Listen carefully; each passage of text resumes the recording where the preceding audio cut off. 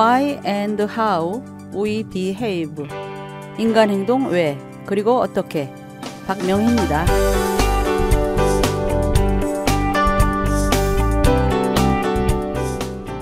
저번 시간부터 12단계 프로그램에서 1단계인 인정하기 부분을 통해 인간이 왜 그렇게 행동하며 또 어떻게 하면 치료할 수 있나를 4번에 걸쳐 살펴보고 있는데, 지난 첫 시간에는 내 속 쓴뿌리에 대해 살펴보았죠.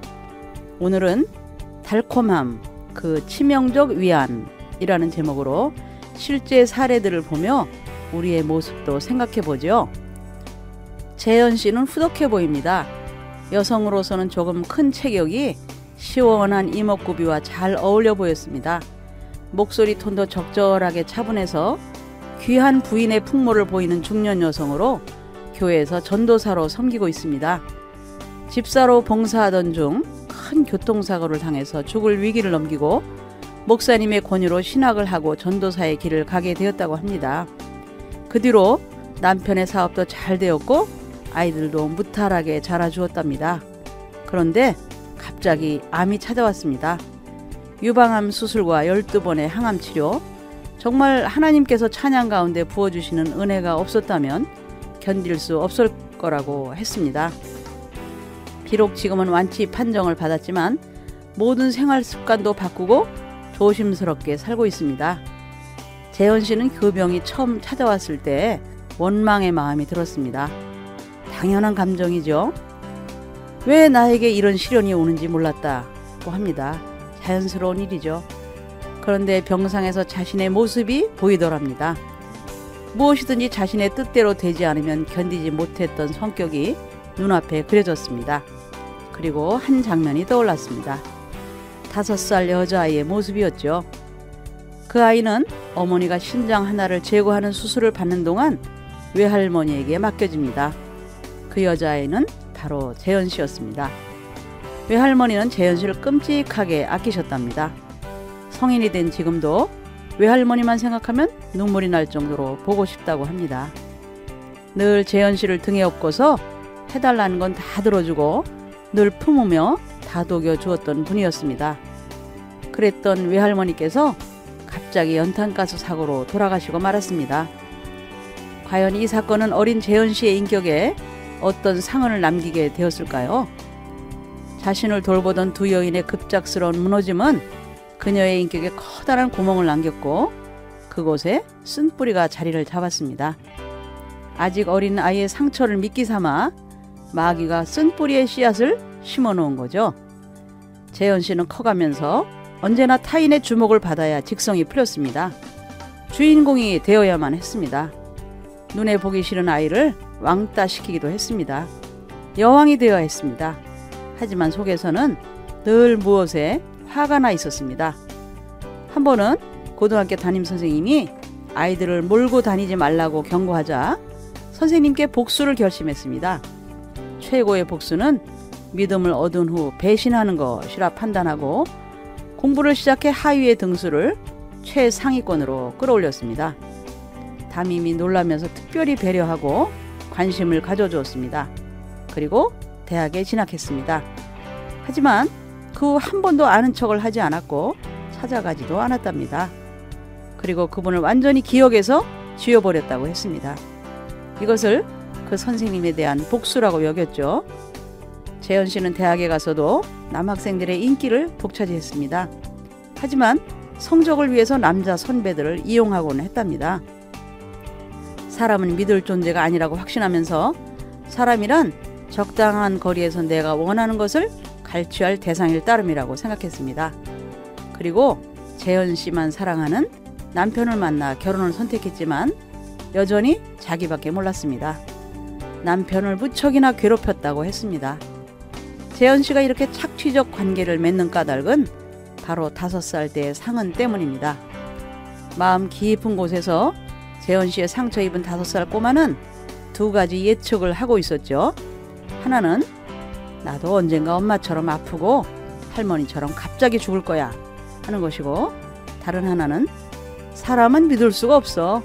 배신당하기 전에 먼저 돌아서야 해 하는 것이었습니다. 이 두 가지의 예측이 만났을 때 어떤 일이 벌어지게 될까요?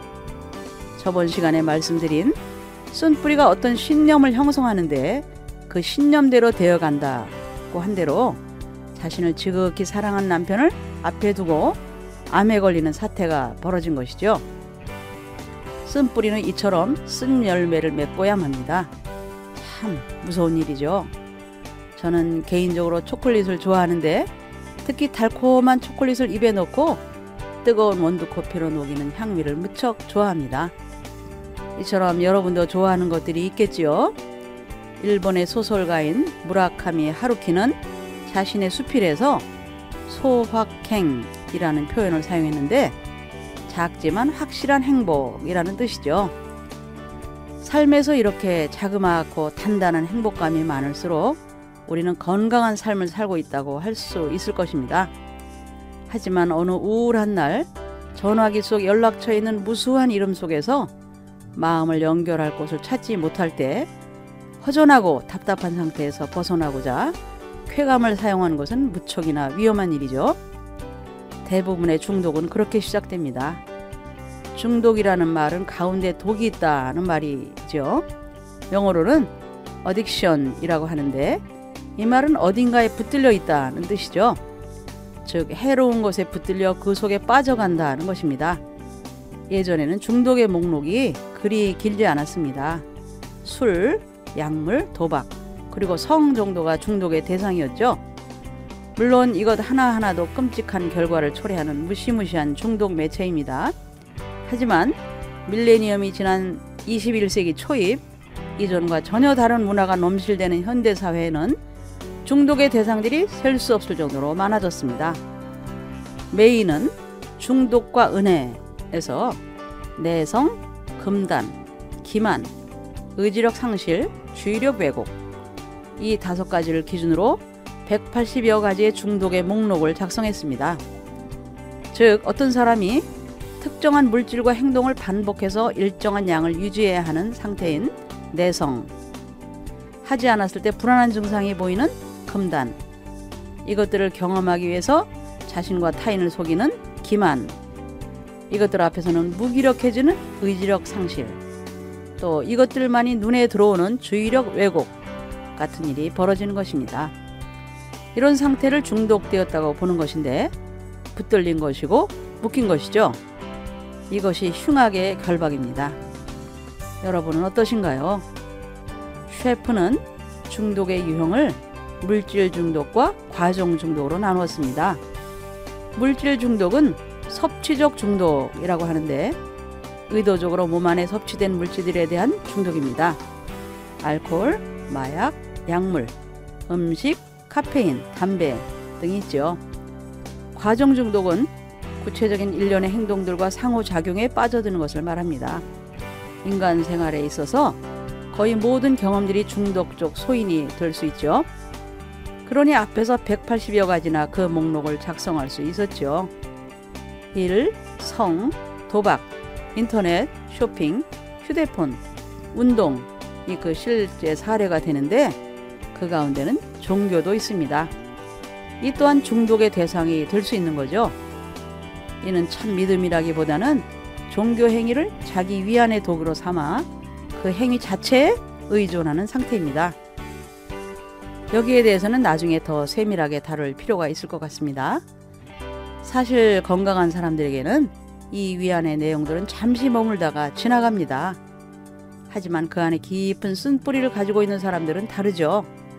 그들은 병적으로 그것에 집착하여 의존합니다. 코엇은 중독을 심리적 구조 안에는 결함의 대체물이라고 진단합니다. 즉 특정한 부분에 구멍이 나 있어서 인격이 흔들리는 사람들은 이를 간절하게 붙든다는 것입니다. 쓴뿌리가 자리를 잡은 사람들에게 있어 특정한 쾌락은 생명을 앗아갈 만큼 위험한 것이죠. 술꾼들이 하는 이야기가 있죠. 처음에는 사람이 술을 마시지만 곧 술이 술을 마시고 마침내 술이 사람을 마신다고요. 바로 중독을 말하는 상태입니다. 달콤하지만 지독히 위험한 위안입니다. 입에는 달지만 그것이 속에서는 쓰지요. 이는 사냥꾼의 올무와 같습니다. 한번 걸며들면 벗어날 수 없게 되는 것이죠. 그거 아시나요? 메이는 초콜릿도 중독의 목록 가운데 하나로 넣었답니다.